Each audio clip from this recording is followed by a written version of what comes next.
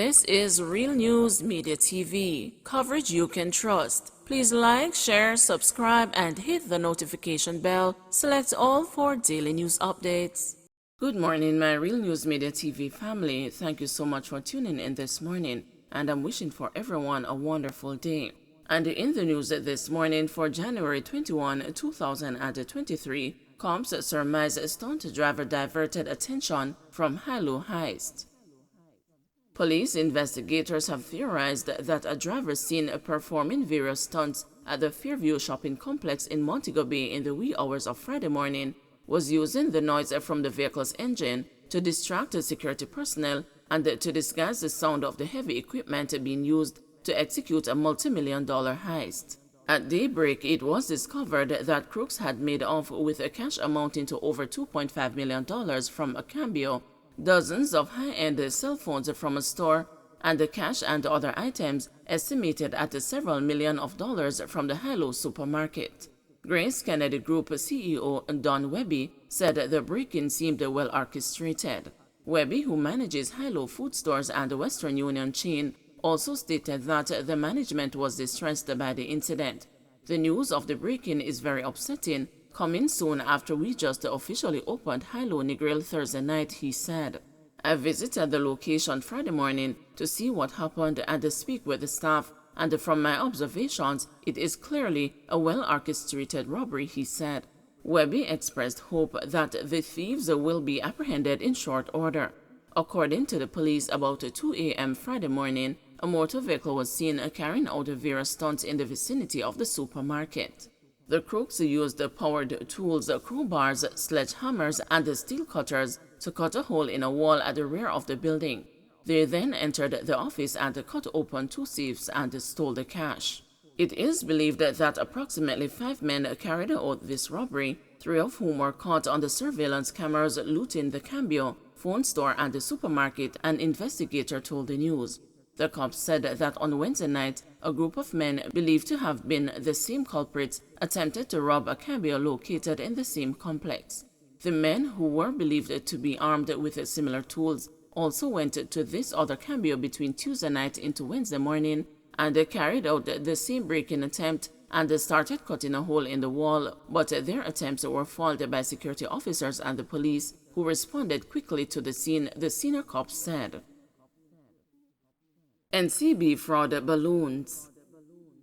National Commercial Bank employee Kadeen Thomas, who was hauled before the courts on Friday to answer charges of defrauding a client who knew and trusted her, is now being investigated in connection with the funds missing from 3 additional clients' accounts. Meanwhile, the sum initially reported in the first case is now almost 5 times the original figure.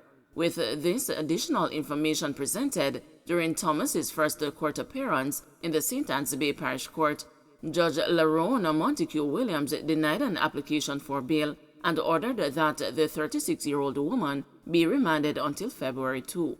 This, the judge said, would give investigators time to probe the new allegations. Thomas has been employed to NCB for 2.5 years. When the news broke, it had been alleged that the 36-year-old wealth advisor from the bank's Oterias branch stole US $30,000 from a customer's account between July and October last year. She reportedly forged the customer's signature on a debit instrument, after which she debited his account and transferred the funds to several accounts, including hers.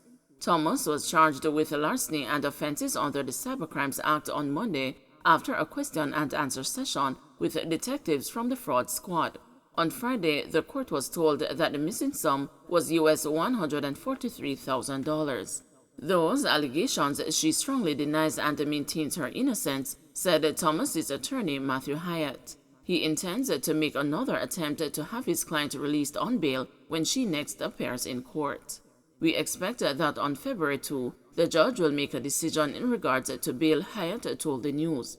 As Thomas, head bowed, exited the courtroom, she wiped what appeared to be tears from her face. Her relatives, who were also present, appeared quite disappointed with the decision to have her remanded. NCB is Jamaica's largest commercial bank. Word of irregularities at its Oterias branch came on the heels of an ongoing fraud investigation at investment firm Stocks and Securities Limited, where losses are expected to be in the billions. Prime Minister thoroughly disgusted by fraud at SSL. Prime Minister Andrew Holness has added his voice to those denouncing the fraud uncovered at Stocks and Securities Limited. In a statement Friday afternoon, Mr. Holness said he was thoroughly disgusted and upset by revelations in the public domain surrounding the matter. He also expressed sympathy to SSL investors, including world record holder Usain Bolt, who are uncertain about their funds. This morning, I received a general briefing from the Minister of Finance, representatives of the FSC and the FID, the Commissioner of Police, and the Attorney General's Department on allegations of significant fraud at Stocks and Securities Limited, a non-bank financial institution which is of grave national concern. This briefing was important to properly inform and guide any public pronouncements I may make on the matter. Like all Jamaicans, at home and abroad, I am thoroughly disgusted and upset by revelations in the public domain surrounding this matter. I'm very concerned and sympathetic to all those hard-working Jamaicans who at this moment are uncertain of the status of funds they have invested with the institution in question. While every investor's distress must be equally acknowledged, there is a dimension of a heightened public sense of betrayal, which I share, that a national icon who has brought so much pride to all of us is also a victim of the alleged fraud. Having had the benefit of the brief, I can confidently say to the nation that all the relevant government entities are seized of the urgent nature of this matter, the great public concern, and the suffering of the victims. I am satisfied that the entities understand the implications and the potentially complex nature of this matter and the need for transparency, diligence, and prudence in all their operations. The coordination within the law among the various entities was also evident, which is a good sign for efficient and timely action. A thorough investigation is being undertaken to identify the perpetrators and colluders involved in the fraudulent activity with a view to bringing them to justice, as well as to trace the funds and secure forfeiture of assets acquired with the stolen funds. The affected investors and the public can be assured that the investigative and prosecutorial agencies have the necessary competencies and resources and have already started to act decisively to gather information and evidence. No effort will be spared in uncovering the full extent of the fraudulent activities and in bringing the perpetrators to justice. While this matter has sparked immediate fear and general concern, there is absolutely no need for panic about the strength and soundness of the financial system as a whole. As a result of significant reforms implemented over the last 2 decades, Jamaica has a strong and vibrant financial system in which the public can have confidence. Our financial system is recognized as the leading financial market in the region, and it is a source of competitive advantage for us. The public can rest assured that the government will be proactive in ensuring that there is accountability and probity in the exercise of public functions, and that our policy and administrative response is effective in continually strengthening the financial sector and protecting the investing public. The Minister of Finance has already indicated that he will update the public on certain policy and administrative actions that the government has already decided to give effect. Now, while I understand the hurt and upset all Jamaicans feel at this time, I urge the public not to fuel panic through speculation and baseless assertions. Given the potentially complex and litigious nature of these matters, the government must ensure that it verifies every bit of information it gives to the public.